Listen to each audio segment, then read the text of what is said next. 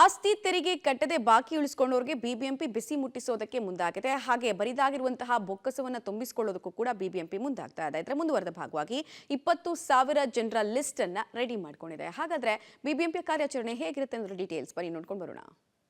ಹೆಚ್ಚು ಆಸ್ತಿ ತೆರಿಗೆ ಬಾಕಿ ಉಳಿಸಿಕೊಂಡವರಿಗೆ ಕಾದಿದೆ ಶಾಕ್. ತೆರಿಗೆ ಕಟ್ಟದವರಿಗೆ ಆಸ್ತಿ ಮುಟ್ಟುಗೋಲಿಗೆ ಬಿಬಿಎಂಪಿ ಪ್ಲಾನ್. ಆಸ್ತಿ ತೆರಿಗೆ ಪಾವತಿ ವಿಚಾರದಲ್ಲಿ ಬಿಬಿಎಂಪಿ ಆಸ್ತಿ ತೆರಿಗೆ ಪಾವತಿದಾರರಿಗೆ ಒಳ್ಳೆ ಕಾಲಾವಕಾಶ ನೀಡಿದೆ. ಒನ್ ಟೈಮ್ ಸೆಟಲ್ಮೆಂಟ್ ಅಡಿ 50% ಪಾವತಿಸಬಹುದಾಗಿದೆ. ಈ ಕಾಲಾವಕಾಶ ಜುಲೈ 31ರ ತನಕ ಇದೆ. ಆದ್ರೆ ಹೆಚ್ಚು ಆಸ್ತಿ ತೆರಿಗೆ ಬಾಕಿ ಉಳಿಸಿಕೊಂಡಿರುವವರು ತೆರಿಗೆ ಪಾವತಿಗೆ ಮುಂದಾಗ್ತಾ ಇಲ್ಲ. ಹೀಗಾಗಿ ಟಾಪ್ ಡಿಫಾಸ್ಟರ್ಸ್ ನ ಬಿಬಿಎಂಪಿ ಪಟ್ಟಿ ಮಾಡಿದ್ದು ಮೂವೇಬಲ್ ಆಸ್ತಿ ಮುಟ್ಟುಗೋಲು ಹಾಕಿಕೊಳ್ಳಲಿತ್ಯಂತೆ. ಸುಮಾರು 3 ಲಕ್ಷ ಜನ ಇನ್ನೂ ಟ್ಯಾಕ್ಸ್ ಕಟ್ಟಿಲ್ಲ, ಡಿಫಾಲ್ಟರ್ ಇದ್ದಾರೆ. ಸೀಲಿಂಗ್ ಮತ್ತು ಮೂವೇಬಲ್ ಪ್ರಾಪರ್ಟಿ ಬೇಕಿದ್ರೆ ಹಿಡಿತೀವಿ, ಮೇಲೆಯಿಂದ ಬರ್ತೀವಿ, ಹೈಯೆಸ್ಟ್ ಹಿಡಿದು ಬಿಟ್ಟು ಕೆಳಗಡೆ ಬರ್ತಾ ಹೋಗ್ತೀವಿ.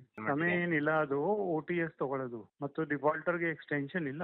ಅದು ಇಂಟ್ರೆಸ್ಟ್ ವೇವರ್ ಪಡೆಯೋದಕ್ಕೆ, ಆದ್ರೆ ತಮ್ಮ ಆಸ್ತಿಕರನ್ನ ಕೊಡೋದಕ್ಕೆ ಎಕ್ಸ್ಟೆನ್ಷನ್ ಇಲ್ಲ. ರಿಬೇಟ್ದು ಎಕ್ಸ್ಟೆನ್ಷನ್ ಇದೆ, ಇಂಟ್ರೆಸ್ಟ್ ಫ್ರೀ ಪಡೆಯೋದು ಎಕ್ಸ್ಟೆನ್ಷನ್ ಇದೆ. That is not an extension to remit the money. ಇನ್ನು 8 ವಲಯಗಳಲ್ಲಿ 400 ಜನ ಟಾಪ್ ಡಿಫಾಸ್ಟರ್ಸ್ ಇದ್ದಾರೆ. ವಲಯವಾರು ಟಾಪ್ 50 ಡಿಫಾಲ್ಟರ್ಸ್ ಪಟ್ಟಿಯನ್ನ ಬಿಬಿಎಂಪಿ ರಿಲೀಸ್ ಮಾಡಿದೆ. ನೋಟಿಸ್ ಕೂಡ ಜಾರಿ ಮಾಡಿದೆ. ಆದ್ರೆ ತೆರಿಗೆ ಪಾವತಿ ಮಾಡ್ತಾ ಇಲ್ಲ.